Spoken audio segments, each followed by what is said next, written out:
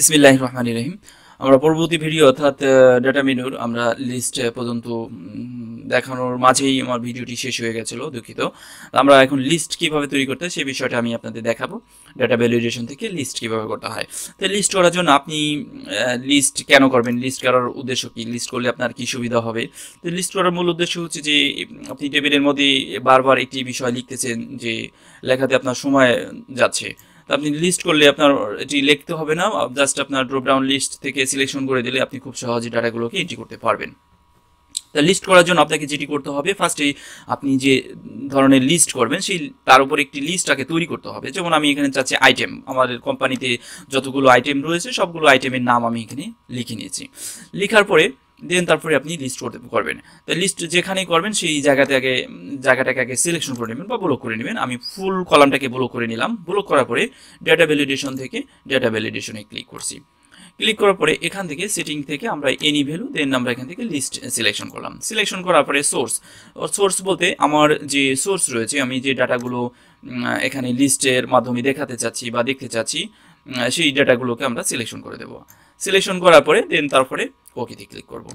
ওকেতে ক্লিক করার পরে এখন আমরা যেমন আমার আইটেম হচ্ছে রামপুরা, সে কি বিক্রি করছে, যেমন সে অ্যানামিক্স বিক্রি করছে, অটোমেটিক আমরা এখান থেকে সিলেকশন করতে পারছি। সে আরেকজন অ্যামোডিস বিক্রি করছে, আরেকজন দেখা যাচ্ছে ইসোনিক বিক্রি করছে। এভাবে আমরা খুব সহজেই কিন্তু এই প্রোডাক্টের নামগুলো লিস্টের মাধ্যমে আমরা এন্ট্রি করতে পারবো।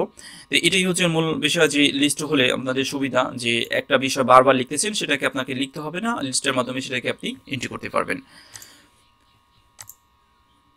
লিস্টের পরে আমরা যেটি দেখতে পারি যে কিভাবে আমরা এই লিস্টগুলোকে আবার ক্লিয়ার করতে পারি বা কন্ডিশনকে কিভাবে আবার ক্লিয়ার করতে পারি। তো ক্লিয়ার করার জন্য আমাদের যে জায়গাটা আছে সেই জায়গাটাকে সিলেকশন করে নেব। ডাটা ভ্যালিডেশনে ক্লিক করব।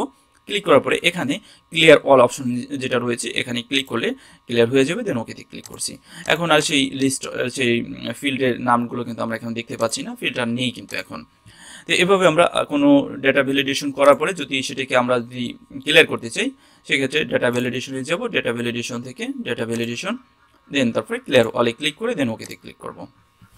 ভিডিও শেষে আপনার কাছে ছোট্ট একটি অনুরোধ করিব, যদি এই ভিডিওটি ভালো লাগে অবশ্যই লাইক, কমেন্ট এবং শেয়ার করে আপনি আপনার বন্ধু এবং বান্ধবীর মাঝে ছড়িয়ে তাদের উপকার করতে পারেন, এবং আমাদের চ্যানেলটি সাবস্ক্রাইব করে রাখুন যাতে করে পরবর্তী ভিডিওগুলো দেখতে পান। Thank you.